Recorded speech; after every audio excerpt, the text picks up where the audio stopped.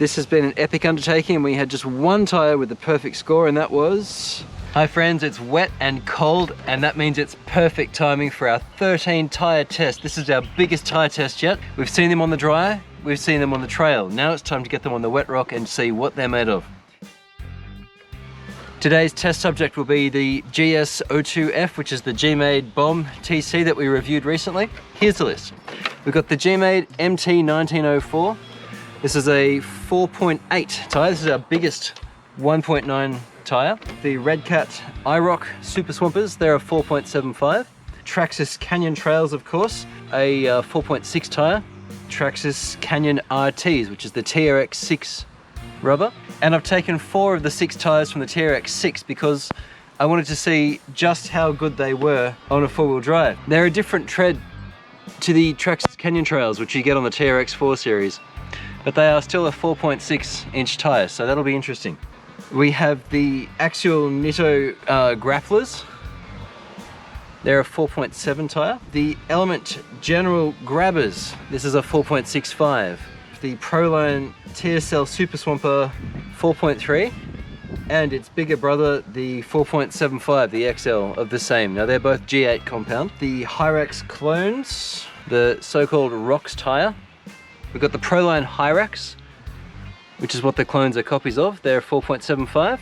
This is a Predator compound. Also Predator compound is the BFG Krawlers 4.75. We have the Pitbull Growlers 4.75 tyre. And we have, of course, the Boom Racing Hustlers, the MTX. This is going to be a bit of a marathon for me, so what I'm going to do is I'm going to put you back up on the tank here and give you a top-down view, and then we'll talk about results at the end of that, so I'll see you there. I started the wet rock test with GMade's OEM tyres, the MT-1904 4.8s. These feel like a decent all-rounder. They scored reasonably well, and the course time was also good. There's plenty of inner sidewall support on these tyres, and for a combination of trail driving and rock crawling, they're going to be a fine choice. Next was the Redcat IROK 4.75 inch tyres, the OEM rubber from the Gen 8 V2. These tyres have been fairly poor all round. I had some hope they may redeem themselves in the wet rock test here after being fairly abysmal on dry rock and on the trail test, but no, they sucked. I ran the Traxxas Canyon Trail 4.6s next. These are OEM equipment on most of the TRX4 range, and they're excellent in the dry and did quite well on the dirt trail test. They weren't so stellar in the wet, but still managed a middle of the pack result. The Traxxas Canyon RT 4.6 inch tyres from the TRX6 came next. I really was interested to see how much of the TRX6's dominance on the wet course was down to the tyres themselves, and how much was just the extra contact from the additional pair of wheels on the Big 6. Well, it may be a case of TRX6 geometry rather than rubbery magic, as they didn't perform well and side heeling was poor in particular. This is on the wet rocks test, of course. In the dry they were the best I've ever run, second to none, but more on that in a few moments. Now the next tyre was the Nitto Trail Grappler 4.75, OEM rubber for the SCX 3 rigs. These did well on the dry rock test, but were second last on the dirt trail. Unexpectedly, they redeemed themselves on the wet rock test here with one of the best scores. The Element General Grabber 4.65 inch tyres from the Sendero HD were up next. These were fair to poor in comparison to the others in the dry and on the trail, but in the wet they were in the top 4. It sure is interesting to see how much variance there is between tyres in different conditions, eh? The Proline Super Swamper TSL SX 4.3 tyres were on next. These came dead last on the trail, but did okay in the dry and were okay in the wet as well. Clearance was their biggest shortcoming, especially on the GMade rig with its straight axles. The bigger brothers to the Swampers were next, the TSL SX XL 4.75 from Proline, also in G8 compound. They were the second best tyres of the day in the wet. Their trail performance was lacking, and they were middling in the dry test, but for wet rock they were very good. The Hyrax Clones came next, and although their trail test was very solid, on the rocks in both dry and wet they were not good. They say Rocks tyre on the sidewalls, but could be reasonably remarketed as Trails tyre instead. It'd be more indicative of their performance. Good on the trail, but on the rocks they're a fail. The real Proline Hyrax 4.75 inch tyres were next. They also went really well on the trail, one of the best in the 1.9 inch group, but their rock performance, at least on my course and trucks here, were middling in both wet and dry conditions. I ran the Proline BFG Krawlers next, and these 4.75 inch tyres were Predator compound, just like the Hyrax set. These tyres were top dog on the trail and excellent on the wet rocks too. They were second last on the dry rock. That might sound weird, but I made time yesterday to take them out on the Sendero in the dry again to double check my results, and numerous laps showed similar results. These tyres are amazing on dirt and on wet rock, but there are actually better choices for dry rock running. Last in this test were the Pitbull Growlers, a 4.75 inch tyre with Alien compound and the stock Pitbull foams. These have been overall a fair tyre, but nothing special, though their trail performance was good. They are the most expensive tyres in all the tests I've done so far, but their performance hasn't yet lived up to their price. I say yet because I've heard that this compound can perform better with some hours of wear, so I'll get back to you on that.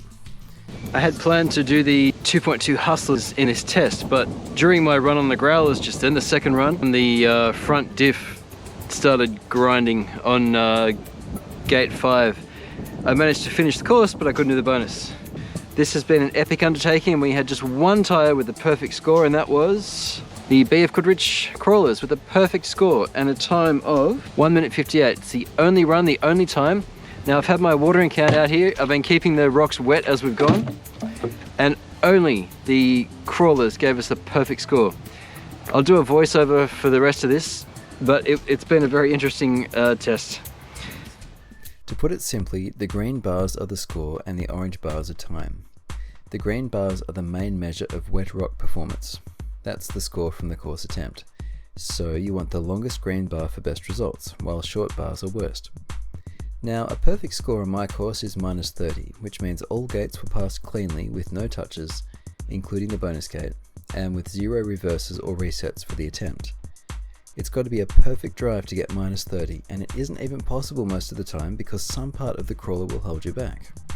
In our tyre test, only the BFG Krawlers managed a perfect score of -30. Once. So that's the best tyre from the wet rock test. But also note that the next 4 results are quite close.